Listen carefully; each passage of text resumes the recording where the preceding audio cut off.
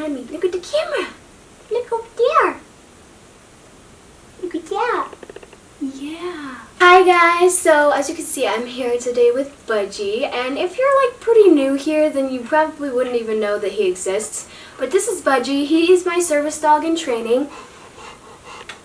And as you can see by the title, the reason that I'm making this video is because I do get a lot of questions on why I need a service dog. And that's not an offensive question to ask, but I don't really like answering it just like when some random person comments on Instagram, because people do that all the time, and so it's like I'm not going to go into this detailed explanation with every person that asks, so I just figured I'd make a video about it. And I've been waiting a while to do videos with Budjee because he's still been in training, and he still is in training, but we're in like the final stages of it, and he's doing super well.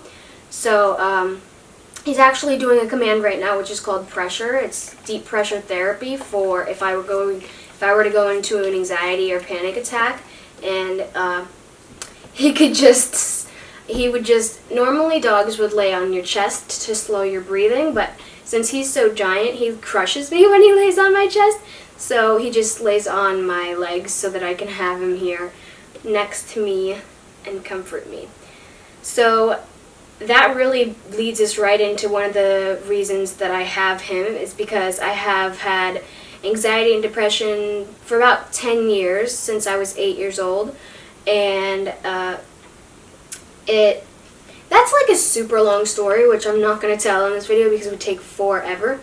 But I've had anxiety and depression for a long time. It hit its worst when I was 14, and I was admitted to a psychiatric hospital for about 6 days. And I mean, from there I've gotten on better medication, and we've figured out the root of the problem. The cause of my depression is hypothyroidism, and hypothyroidism is when this gland called the thyroid in your neck doesn't work properly, and it doesn't let out the hormones that it's supposed to for like your metabolism and all sorts of fun things that mess up your body. So we figured that out, and since then we've been able to treat that and treat my depression. It's been really good. But I also have hypermobility joint syndrome, which is basically like the opposite of arthritis. So my dad has horrible rheumatoid arthritis,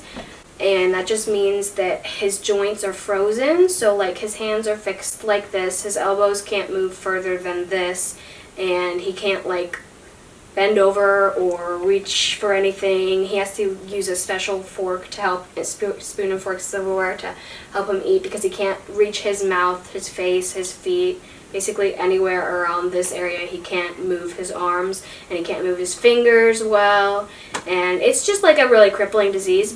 And basically I have the opposite of it, and somehow this disease starts out as this, and then it can like develop into arthritis. But anyway, what hypermobility joint syndrome is it just means that my joints are way too loose, and so that causes a ton of pain in like every possible joint you can imagine. I get finger pain, wrist pain, terrible back pain, hip pain, joint pain, shoulder pain, ankle pain, heel pain, and that about covers it right now. I'm getting new pains like every single day because my body just loves to throw things at me like that. And so right now I'm currently in aquatherapy. I did physical therapy last year, and it helped quite a bit, but like I just finished and we couldn't really afford it much, and I went to a rehab doctor this year, and she prescribed aquatic therapy instead, because it's like really helpful for people with joint problems like mine. And so that's been going pretty well. If you're wondering, Budjee doesn't come there. So this is like, I just realized this is like a health update video and a Budjee video. So okay, so now I'm going to get into the stuff that he helps me with. So I have anxiety and depression, hypermobility, hypothyroidism. I have iron deficient anemia. It's not active right now, but I've had it in the past, and all of these things work together to cause horrible fatigue on my end. So that just means that I'm really tired all the time. There's not much that I can do about it, or anyone can do about it. So I just try to exercise as much as I can and stuff. And Budjee, would you sit down? Sit. So, some of the things that I've been, I started out with Budjee. So if you guys don't know, I am in 4-H, involved with my dogs, and I started out with AJ, who is my beagle, and I showed him for about 7 years in 4-H, and he was a wonderful dog to start with. Beagles are horribly stubborn, and every trainer that I've worked with has agreed that they're like the hardest dog to train ever because they're so stubborn and stuff. I guess Budgie's gonna leave now. And so last year was my last year showing AJ, and I got Budjee in December 2017, so he was 8 weeks old. And then this year is the year I started like mildly training him last year on handling and stuff, basic puppy training, learning how to love and stuff like that.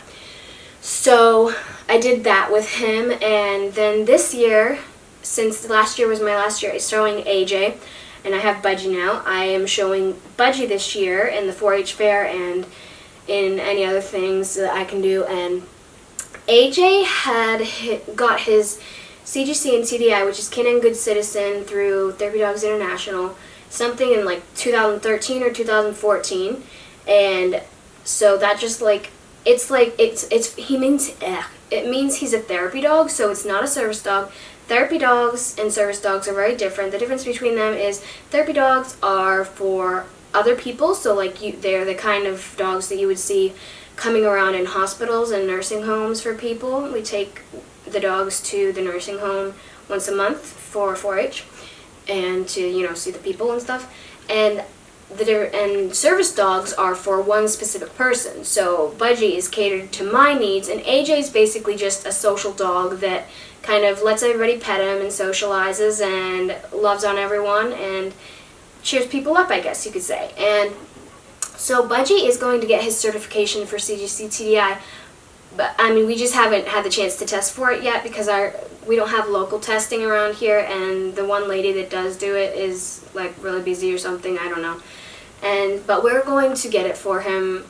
I probably will have to take it twice. With AJ, I had to take it twice. Basically, the test is 10 things that you have to do, and you have to do all of them perfectly or you fail it. So it's not super hard though. It's not as hard as it might sound like. So he's gonna get that, and basically in 4-H class, we've just been training in handling and general listening skills and stuff like that. It's really hard to describe if you're not, it's just hard to describe because we do random exercises that basically just build trust between the partnership and stuff.